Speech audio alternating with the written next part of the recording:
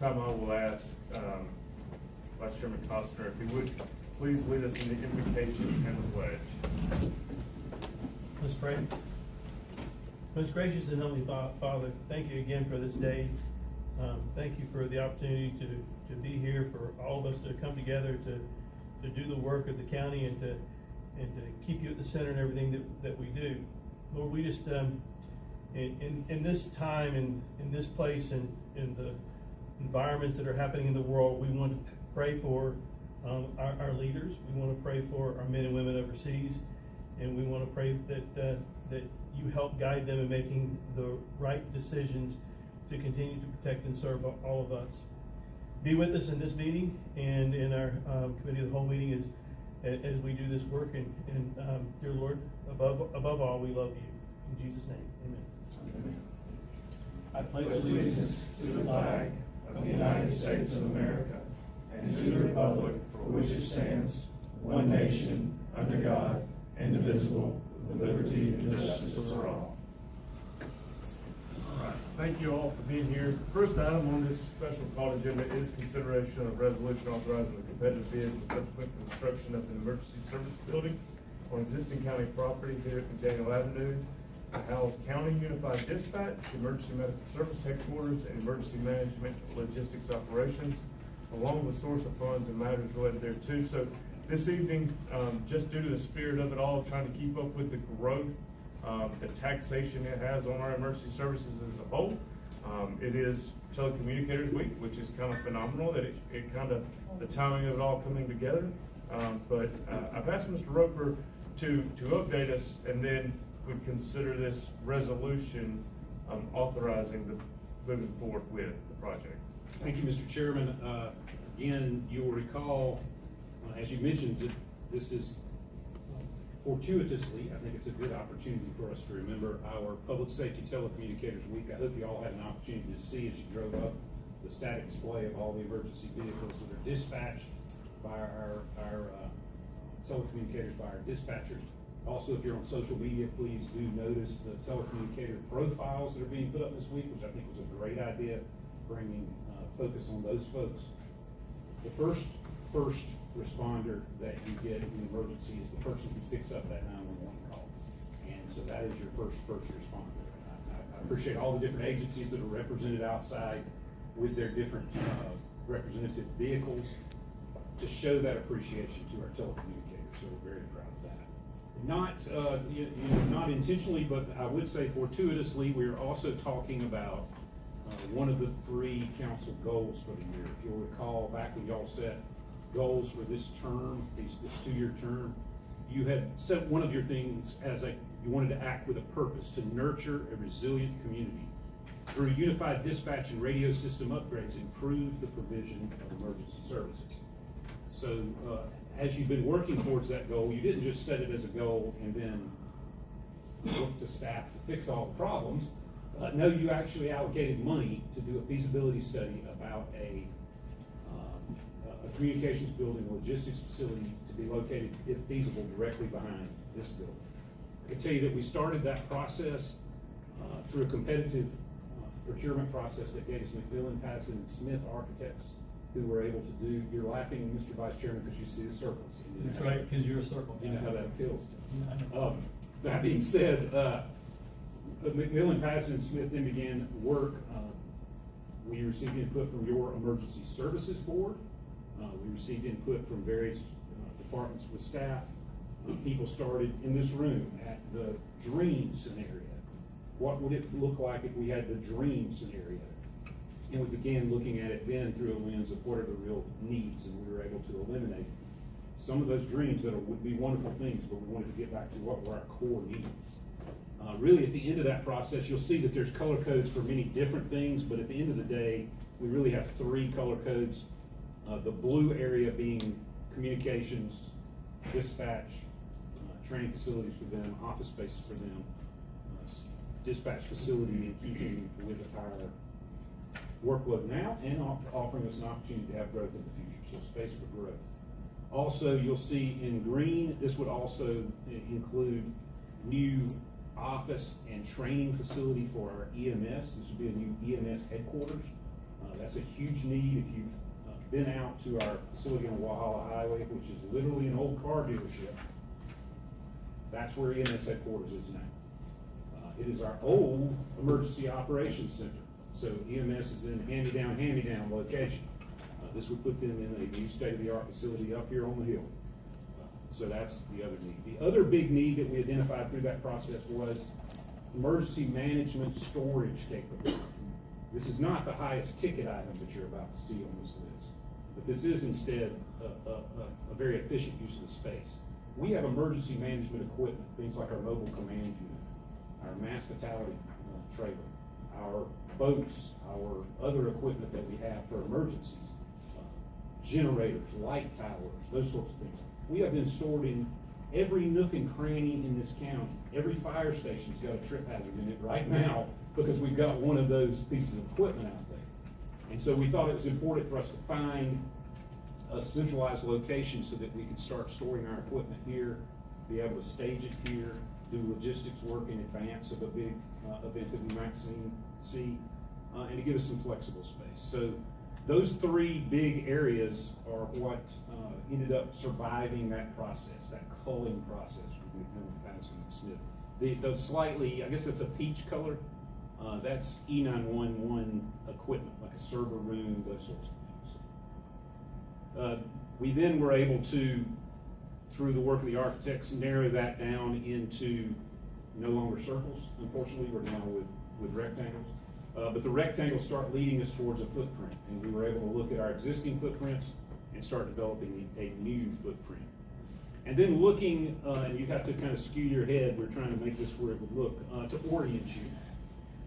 The feasibility study that we're doing, this is the building we're in now. Actually, if you walked out down this hall, you would walk out this door. It's almost directly back that way behind us. Looking at putting it back there, taking care of traffic flow for the proposed emergency management, storage, and logistics, traffic flow in and out. Also, additional parking for the folks that park back here now, which there are people that like to park on gravel because this is Pickens County, right? So we got some folks that love to park in the back.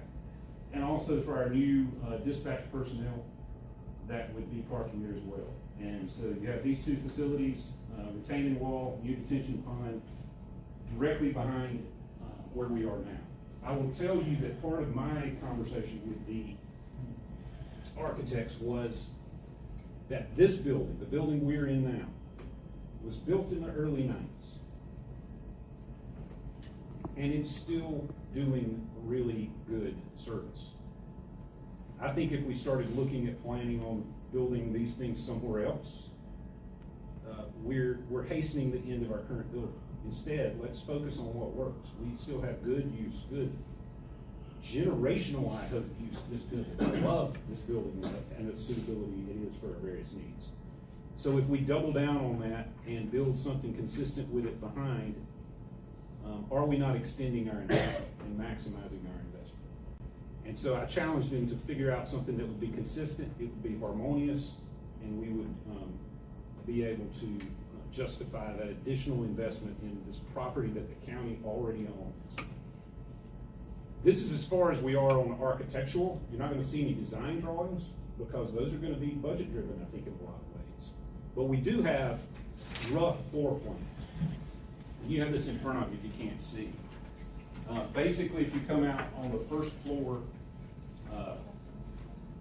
ground level, you remember the pull-through areas. This would be storage for our emergency management equipment. This would be logistics, allowing us to do setup and breakdown for emergencies right here. Pull-through bays all the way. This first floor would be the new EMS headquarters, training room, and break areas, storage as well for EMS. The server rooms for the hardened server rooms for the dispatch facility. And then upstairs, there would be the dispatch. You see the dispatch facilities here, which gives you additional growth areas out here. Also the file rooms, the bathrooms, the support rooms, the office space for those folks.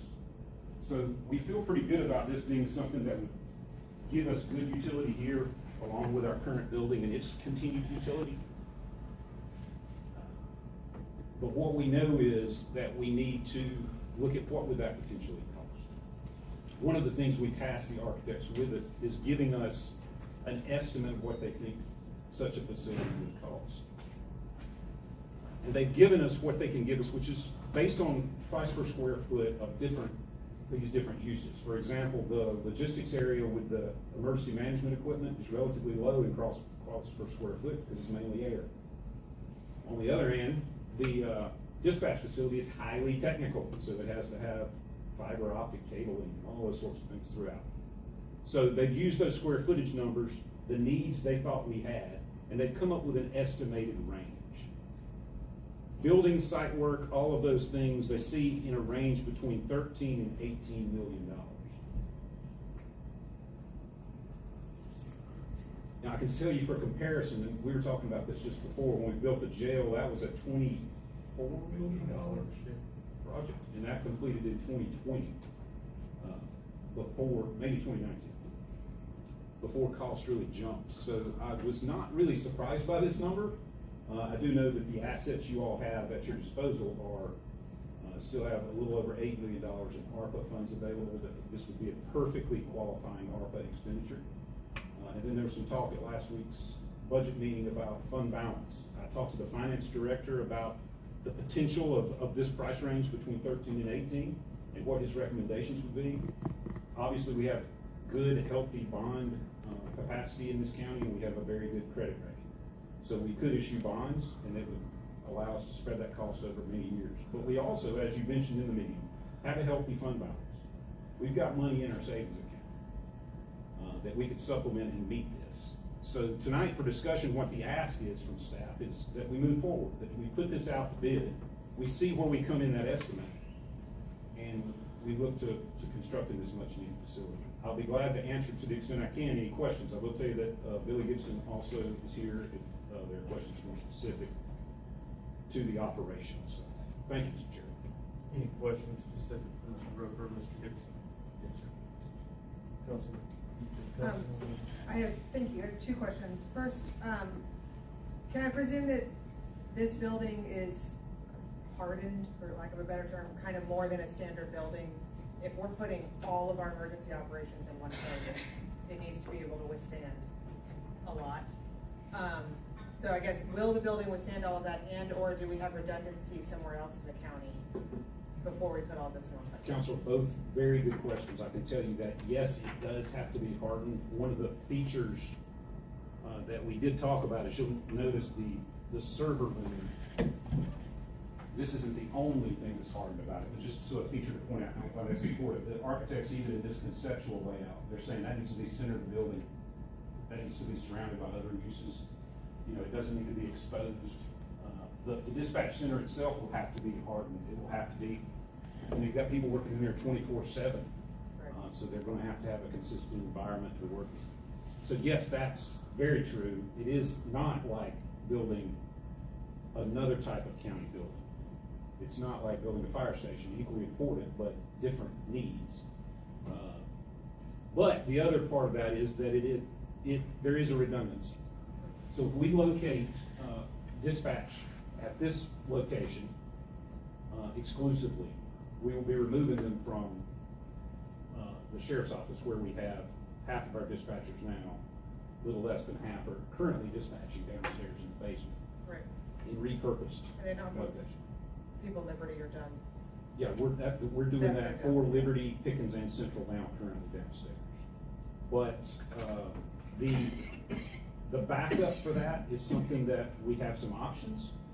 We don't think we would want to keep, and this is a step further, but just so you know how we're thinking, that we would want to keep the sheriff's office facility as the backup because we're on the same communication circuit here. Yeah. Instead, there are two other facilities, one in Easley, one in Clemson, that could serve as the backup, and we could serve as the backup for them.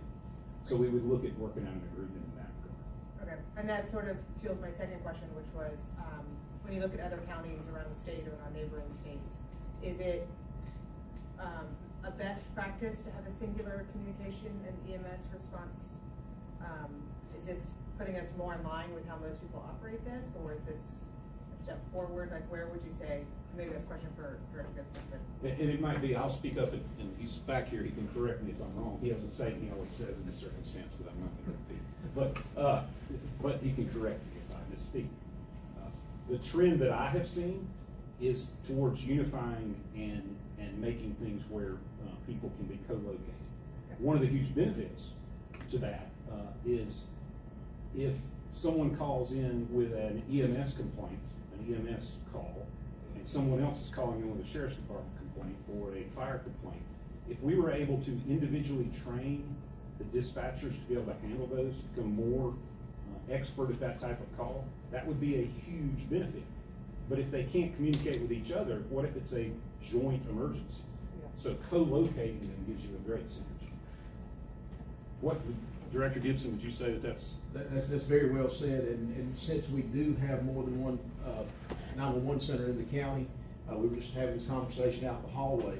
If a call comes in from the city of Easley, that is easily police department's primary response area, it's easily fire department's response area, but it's Pickens County EMS. Right. So if EMS pulls up and they can't find the accident, they have to call the Pickens dispatcher, who has to pick up the phone and call Easley and get further information, and then it has to go the circuit until it gets back. So if we're all in the same room, it's a matter of saying, hey, can you give me more information on this call? Oh yeah, they've moved the cars into the parking lot, they're not in the roadway anymore.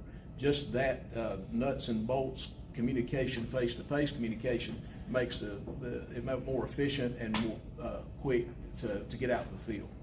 Great, thank you. Councilman Wallace, these price estimate guesses here, is that including, are we gonna be using our same communications equipment, or is this gonna have to buy all new stuff?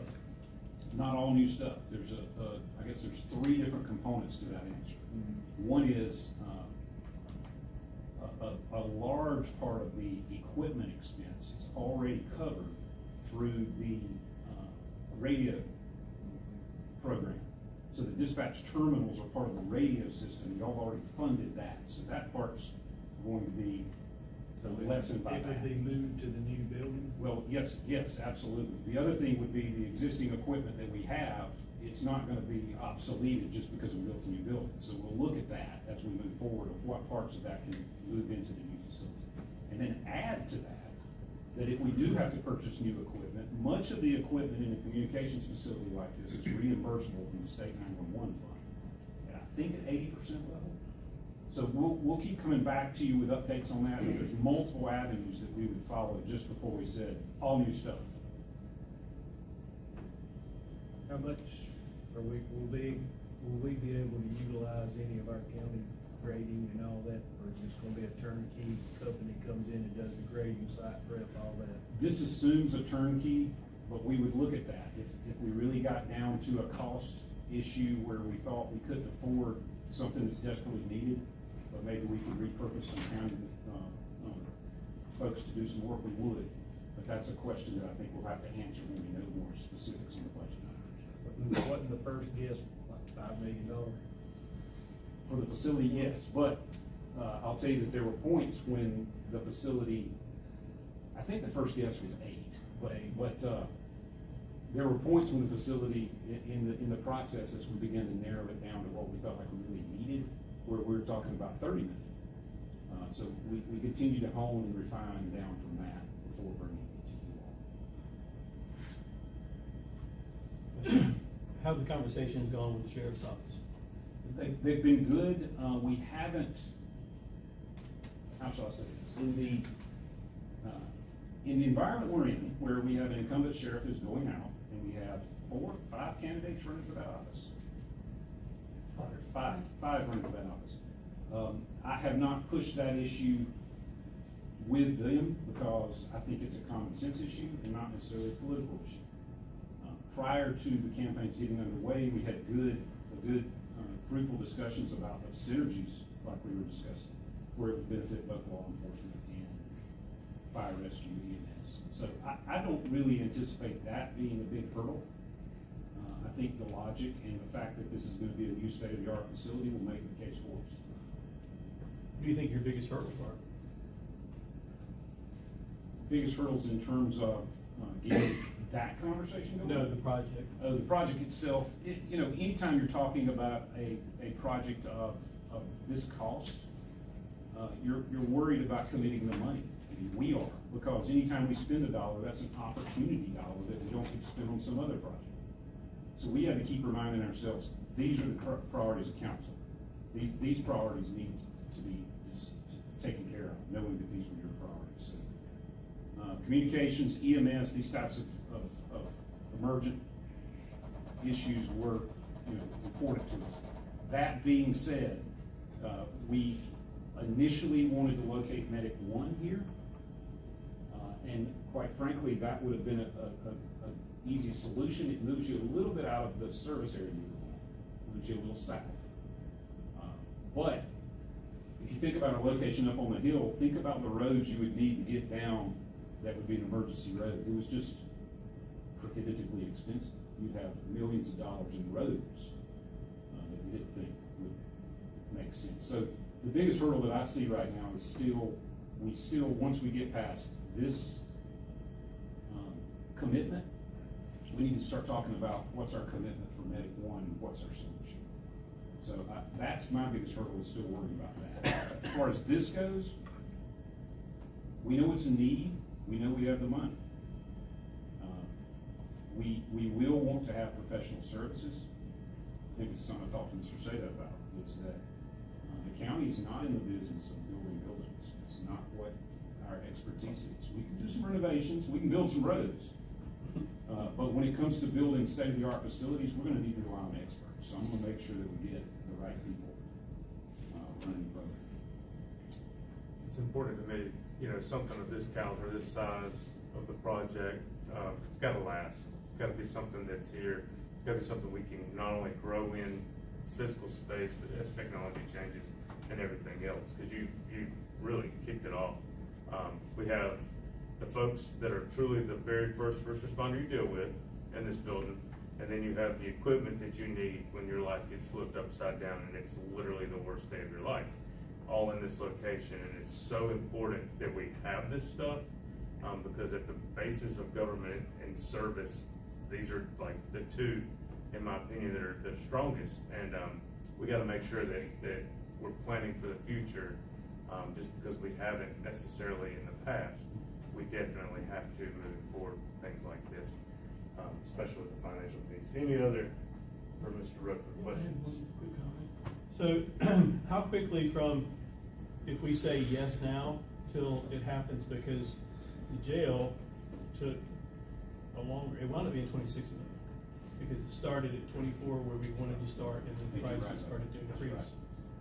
So how long before we're locked in on a rate and we know exactly what we're paying? So I talked to the finance director about that last Thursday, and then again this morning.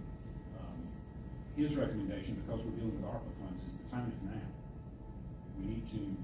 If we say yes, but how long before rates are locked in? In other words, how long will it take to get you gotta get more information back to get the drawing? Yeah, so we know this estimate now. We would put it out to bid. We're talking about 60, 90 days till we have documents that are suitable for bidding, because this is just, you know, the architects are not gonna put this out to bid, because they don't know what they tell us how it costs. It's gonna have to get very specific. And then after that, I would say another 60 days for us to get the bid out and get it open. So you're talking September, October would be hopefully when we could be doing a notice to proceed. And we'll need to move for that kind of speed, because we need to have this ARPA money committed. Yeah, right. Mr. Chairman. I was gonna say. You can go ahead. Go ahead. What's the square footage? Oh, let's see, there's actually should be some information in your file about that. Very tiny. There you go. About 37,000 square feet. One of the things I would recommend, and we talked about this when it came in, is the expertise. We have two excellent people who have actually done tons of work in construction. One did the school district building program, which was a $400 million program. I think it was something like 27 buildings they worked on. He's retired, he lives in Pickens. The other one is, and that's Bob Folkman. Right. The other one's Dwayne Green. He actually retired as well. So you might want to speak to either of those. I think they could probably add some of the expertise that we don't have, because we're just generally not in the building business. No, we aren't, and I appreciate that. I think it would be wise for us to reach out for some expertise, and that's certainly our intention. Thank you for that. Dr. Wilson? I was thinking about, type of emergencies we have, tornadoes in Anderson County, the Pinnacle Mountain Fire, and all the different combined services. And we had a chance to go see the Charleston facility for this. The area they had where they had assigned seating, terminals or whatnot, and it was kind of clustered by the emergency. That way they had all the right people in spots that had big issues. Is there spots for that in the Yeah. facility? At this point, that's not in the design, that's in the concept. So if you look at the floor plan, you won't see that. Oh, I'm going the wrong way.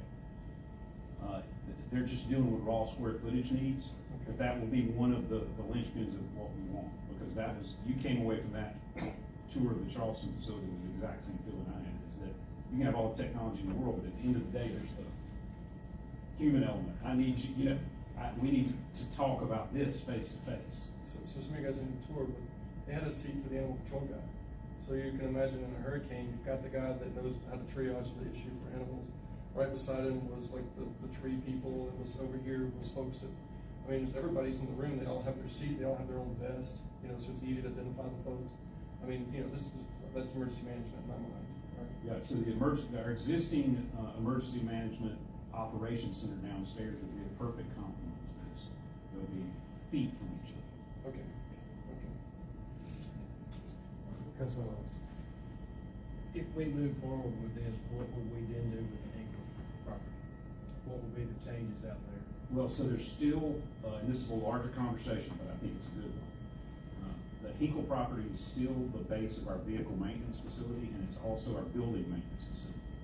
But long range, I think it would be in the county's interest to not have all these multiple spread out operations. And I would like for us to start working towards combining operations on County Farm Road at the old stock maintenance. Again, those are priorities that will be in future years, not now.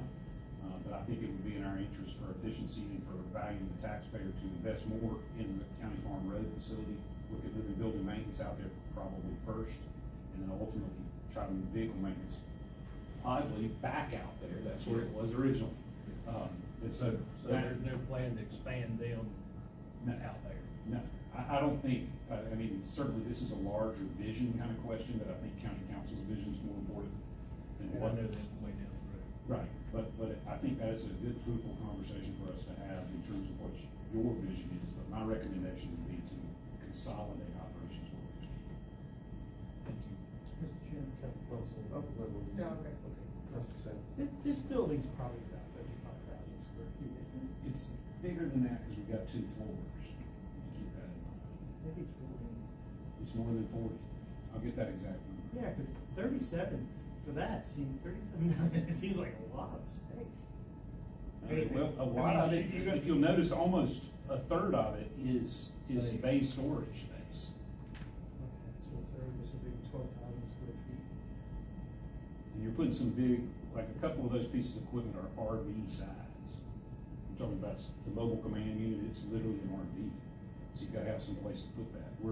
I think we're storing that right now on, somebody flinched, was that?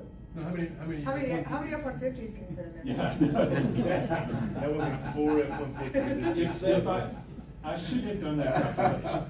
I'm embarrassed. I'm embarrassed. It's a standard unit of That is- measure now. That's right. That is a good Anything with point. meters? Councilman said that is a good point, but there is a chunk of it that is open space Right. storage. And if we've learned in the past, and Chief Director can probably attest to, you leave equipment outside for any length of time, especially equipment you're not using every day, that's when you start having trouble with it. Real quick. So the top diagram on the right there, that's just an open space, That's, it's nothing. but it's closed in open space. Well, I think that's the roof line You below. can't That's the roof line of the Oh, base I got base. It's just one, it's not gonna be what we would call one story, because you've got really tall equipment going in and out of there. Gotcha. But there's nothing above it. I got you. Yeah. It's a tall ceiling. Right. That's right. Think of a big open garage. That's right. Any other questions for Mr. Rucker? Here none, I'll make a motion that we consider this resolution, authorizing competitive bid and with this building. Second. Discussion on the motion. How many bids do you typically get on this project? We don't typically bid this kind of project. I guess is the truest answer there. I'll tell you on our paving bids, our larger bids, we'll get 3 or 4. Last time we built fire stations, I think we had 4 bids. Does that sound Yes, right? that's about right. Yeah, so Okay. you're looking, that's usually what you'll have. We'll count on, in this case, the avenue I would follow is allowing the architect to draw up bid specs as we discussed. Yeah. And, they'll help us publicize that as well. So I would hope that we'd be casting a broader net than just listing it on our website. So hopefully that'll spur some interest. Then my follow-up, I know I sound like a broken record, but at an SCAC conference, they talked about the amount of funds you can unlock if you are different levels of green building. If you have green roofs, solar panels, a lot of that stuff unlocks more funding. So I know the first process is getting a bid, but I think there may also be other ways to unlock funding that are not just 100% our fund balance. And maybe ACOG would be a resource on this, maybe SCAC is a resource on this, but not only is it, I think, good practice that new county buildings should follow environmentally safe procedures, but it may also unlock some funding that we might not otherwise get if we deny that. We'll try to explore specifics on that because it's not an area I have a lot of knowledge about, but I certainly will explore that and report back. Thank you. I have a question. Councilman Sanders. On this table you showed us, it said site 9 acres. We own that property, right? Yeah, that's talking about site work. Okay, site. Yeah. I think that's what Mr. Wallace was referring to.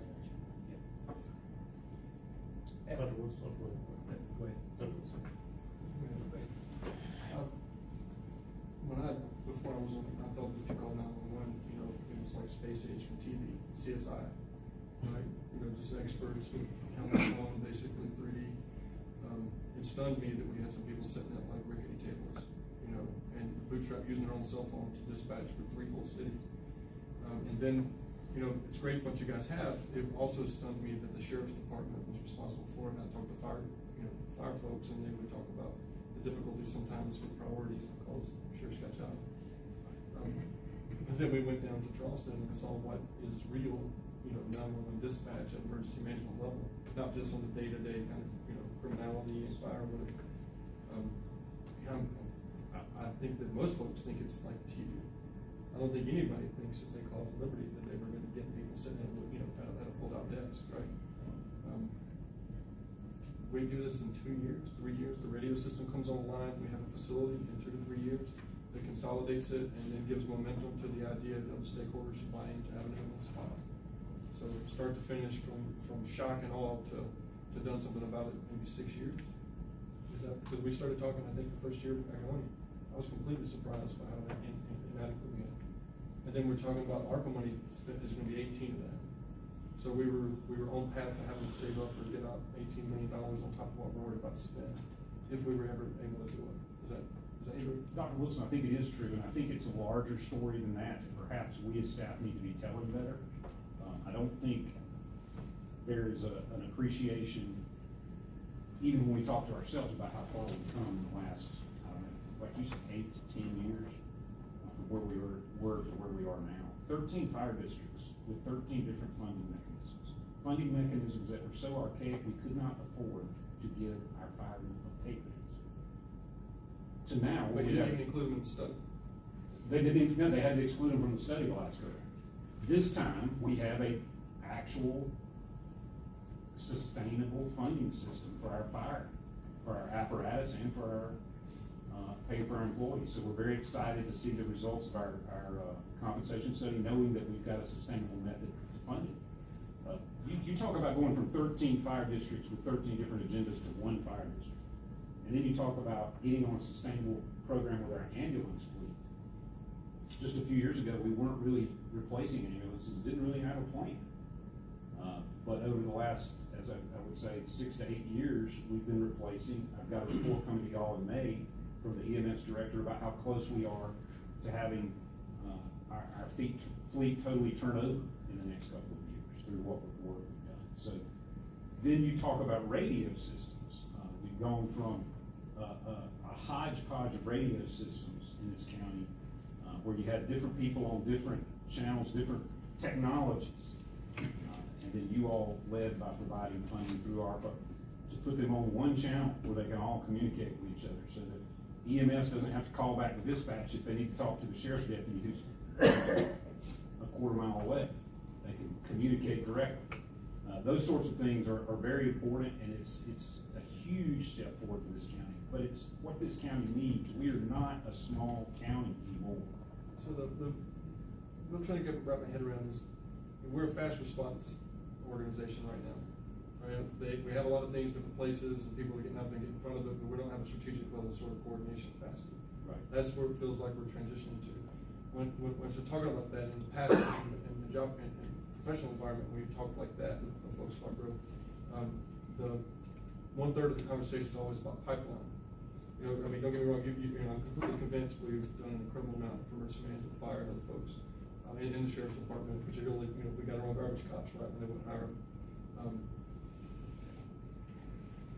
I don't know, whatever the word that's supposed to be.